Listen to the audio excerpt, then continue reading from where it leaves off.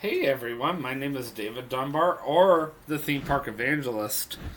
I just did my first live stream for the first time since I was down Central Florida, as crazy as that is. Well, I wanted to do one more YouTube video for you guys for today. I do still want to talk about my high school days, though I'm not in any hurry to do it because I don't have anything, like, as far as YouTube series to do for quite some time. And I am almost done with my associate's degree. I will be done by next Sunday, so even if I have to wait until after next Sunday, that's fine. I'll be done in like 12 days, so not too much longer, and then we're done.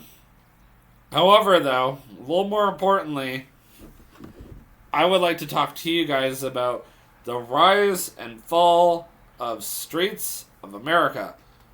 What happened to it? Oh, there's my eyeglasses clear. I was wondering where that went. Oh, I'm so sorry. Anyhow, Streets of America was an iconic part of Disney's Hollywood Studios, formerly known as Disney's MGM Studios, numbers of years ago. Disney's Hollywood Studios opened to the public on May 1st, 1989. What existed at Disney's Hollywood Studios back in the day? Well, for one thing, the Great Movie Ride, which closed August 13th, 2017. I was working at Disney's Hollywood Studios on food and beverage, outdoor food and beverage to be specific, in an area called Echo Lake. I was working at Min and Bill's Dockside Diner as well as Oasis Canteen. I'm going with the original names because that's what it was called about 5 years ago.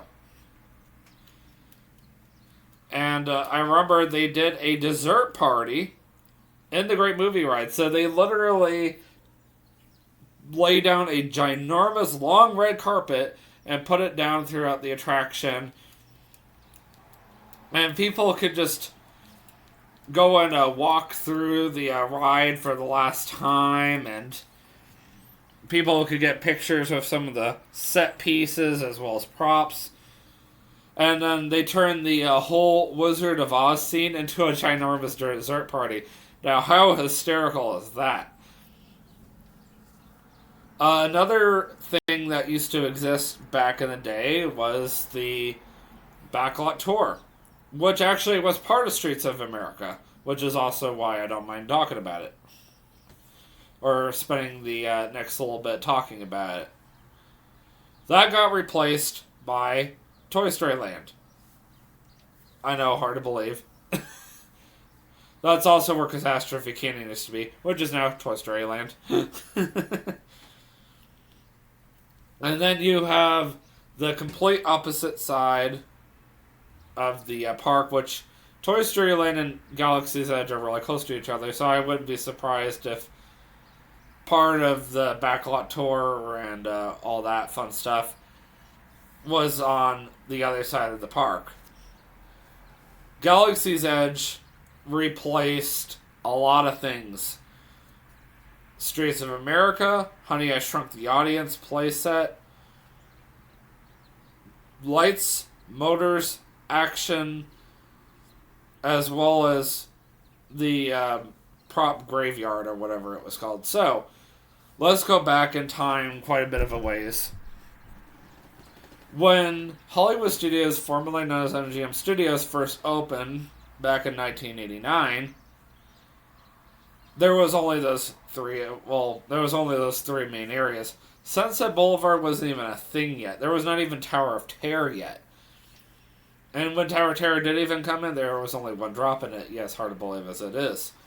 Rock and Roller Coaster didn't come until after. I think there was like 2 or 3 different versions of Tower of Terror that came out when Rock and Roller Coaster finally came out. So before any of that came out, even before Fantasmic came out, there was just those 3 main areas. Famous movies such as Ace Ventura was filmed at Disney's Hollywood Studios in the Streets of America. How do I know this? It's called, I don't just love theme parks, I love the history of them. I feel like that's what makes me so unique. And And I noticed that about Kate because I had an argument with her about that on Tadia's birthday. I told her I don't just love going to theme parks. I love the history behind them. She goes, well, I just love to go to them. And she goes, yeah, I don't care about the history and all that. It's like, but that's what makes a park so unique. Like, I'm not even kidding.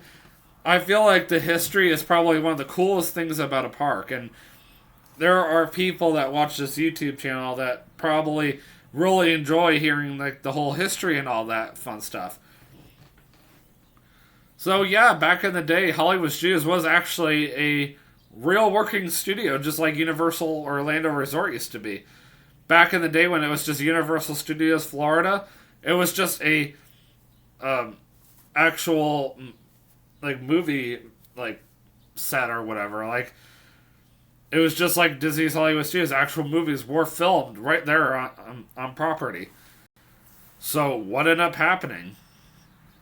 Well, what I believe is Disney decided to start going towards more of the amusement side, and I think Universal decided to follow suit, or Universal started and Disney decided to follow suit. Something to that extent. But at one point, you could actually go over to Hollywood Studios and the whole streets of America, you can even walk down.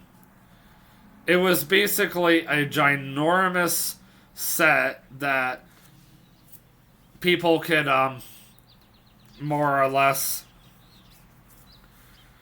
look at it. It had like tall skyscraper buildings, the whole 9 yards. Actually, that's what I'm going to use for the custom thumbnail. And back in the day, when it was still an actual working movie studio, the only way to get anywhere close to Streets of America was to hop on the Backlot Tour.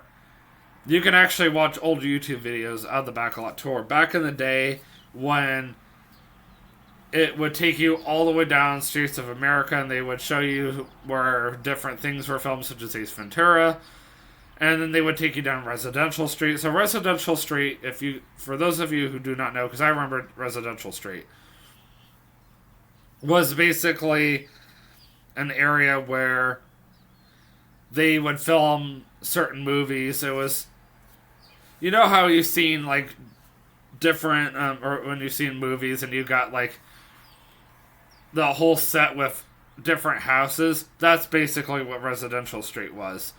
I wouldn't be surprised if they filmed some movies on Residential Street at Disney's Hollywood Studios back in the day. Well, unfortunately, as I said, Disney started leaning more towards the amusement side.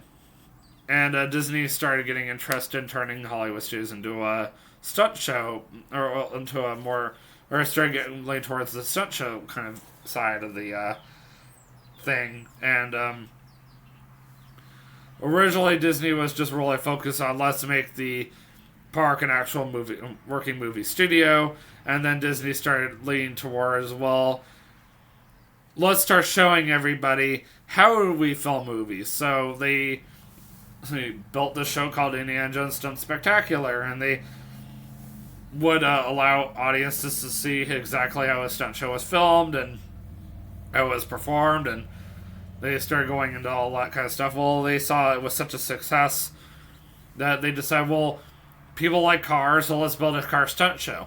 And then they were trying to figure out, well, where are we going to put it? And then they thought about it, and they were like, well, Residential Street takes up a lot of space. We'll just gut it out.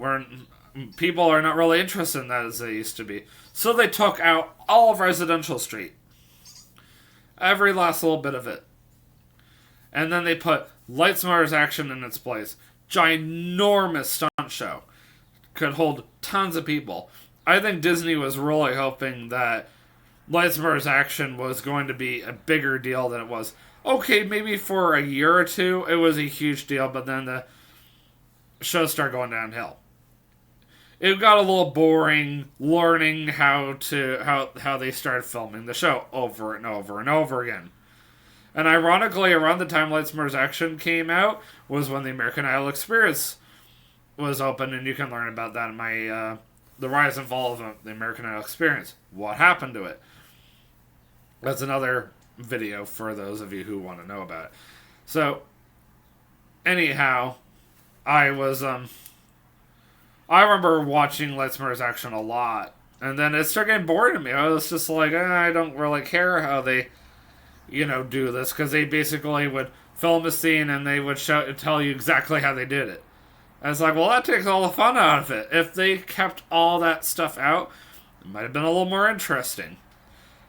And then, of course, they had to reroute the entire Backlot Tour, because now the Backlot Tour was not able to go to Residential Street anymore. So what do? We'll just have it go nearby Lightsummer's Action. Let's briefly talk about it. So at that point, Backlot Tour was still going all the way up to Catastrophe Canyon, but it was no longer showing Residential Street. I felt like the Backlot Tour still held up for years. I feel like even now it would still hold up. But at the same time, it's just like, it is what it is. Well, unfortunately, Disney decided that they were still wanting to go more towards an entertainment side. Well,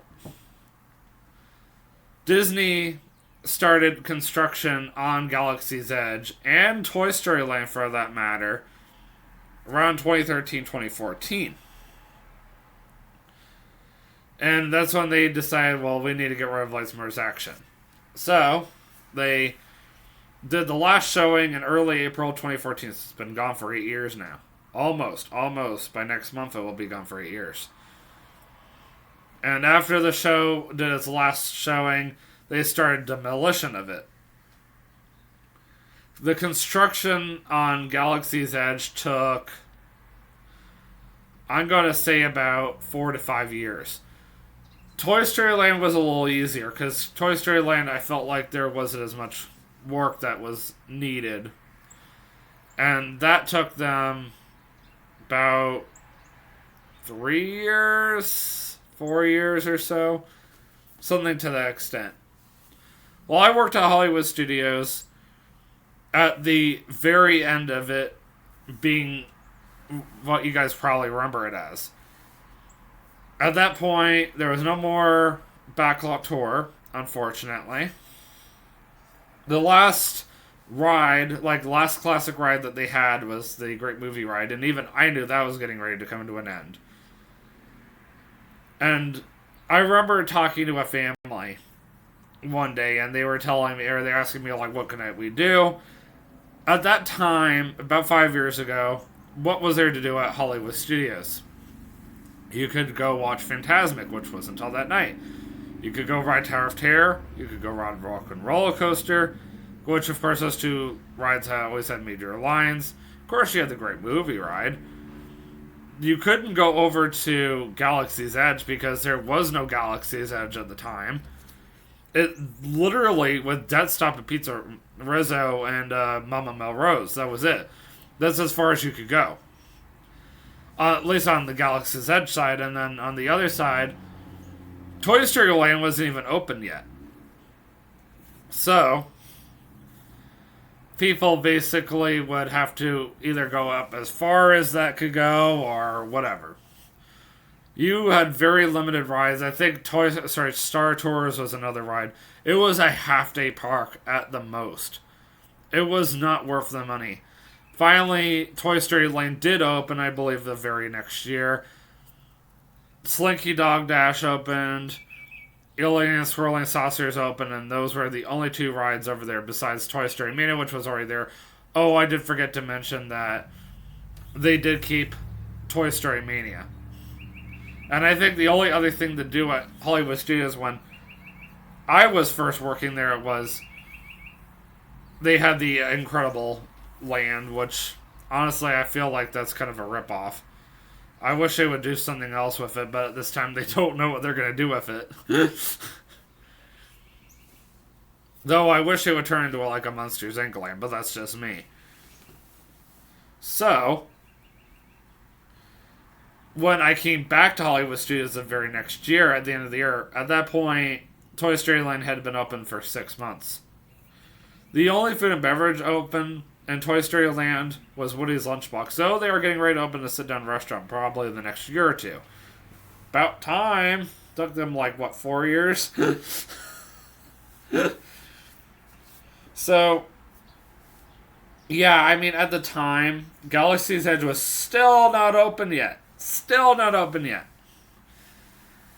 And there was no more Great Movie Ride. Mickey and Minnie's Runaway Railway had not yet opened. So what was there to do? A lot of people were actually very disappointed in Toy Story Land when it first opened. Mainly parents of young kids, because there really wasn't much for them to do. And it was just too crowded, and it was too hot, all that fun stuff. And then, of course, you already had, the Rock and Roller Coaster, you had Tower of Terror, you had Star Tours. But otherwise, you really didn't have much. So how did Galaxy's Edge help out Hollywood Studios? Well, you brought on the Millennium Falcon Smuggler's Run, so that helped. You added on all those new shops on. And then they finally opened the Rise of the Resistance, and that really helped. But even then, Hollywood Studios is far from being done, though I have not heard any new construction projects other than the new restaurant coming to Hollywood Studios at Toy Story Land, and that's all I've heard. All the work is right now being focused on Epcot. But isn't that crazy? We went from having Hollywood Studios as a real functioning movie studio to basically half of the park is Star Wars, and the other half of it, well, you got Toy Story Land and the other major rides. I mean, altogether, how many roller coasters are there in Hollywood Studios? 2. Slinky Dog Dash, Rock and Roller Coaster. There's definitely a lot more things to do. I mean, there's enough to keep you busy. Yes, Mickey and Minnie's Runaway Railway is open now, which also helped. Though, for my first time, I would say, it's not, how should I put this? The Great Movie Ride. But, for a trackless ride, I would give it, out of the 3 trackless rides that have opened at Disney over the years, that's been my second favorite. And 2 of the trackless rides on Disney property are over at Hollywood Studios. And the number 1 trackless ride at Disney right now is Rise of the Resistance. And then the third one is over at Epcot, the Remy Ratatouille adventure. And I was very impressed with that. And I actually did film the line as well as part of the cars and all that, part of the loading process, blah, blah, blah. I thought that was kind of cool. I didn't actually film the actual ride. I could have, but I was like, nah, really don't want to. So, to kind of come to a conclusion, Disney has basically decided that Hollywood Studios should now be half Star Wars and half Toy Story Land. I don't know what they're planning on doing with Hollywood Studios at this point. I don't know why they even decided to go away from all that fun stuff.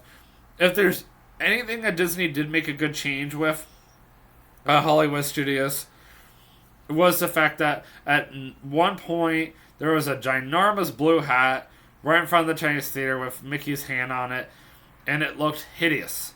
And I'm glad they got rid of that.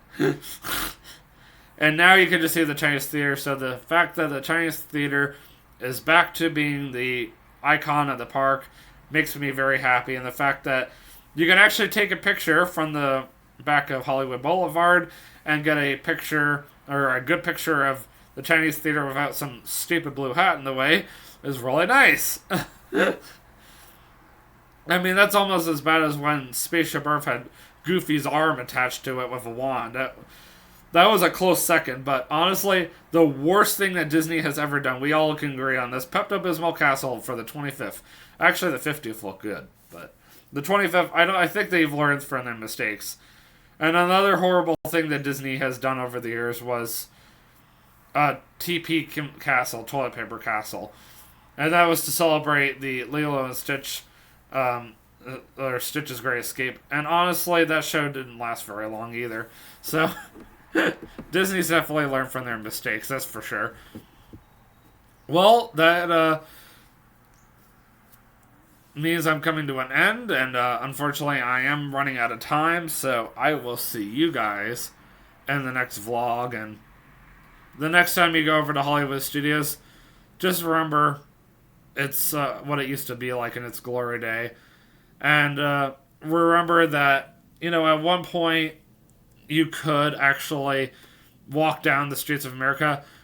The reason why you actually could at one point was just the whole fact that right after they stopped deciding to film on the streets of America is when they finally decided, well, we're going to allow the public to walk around that area.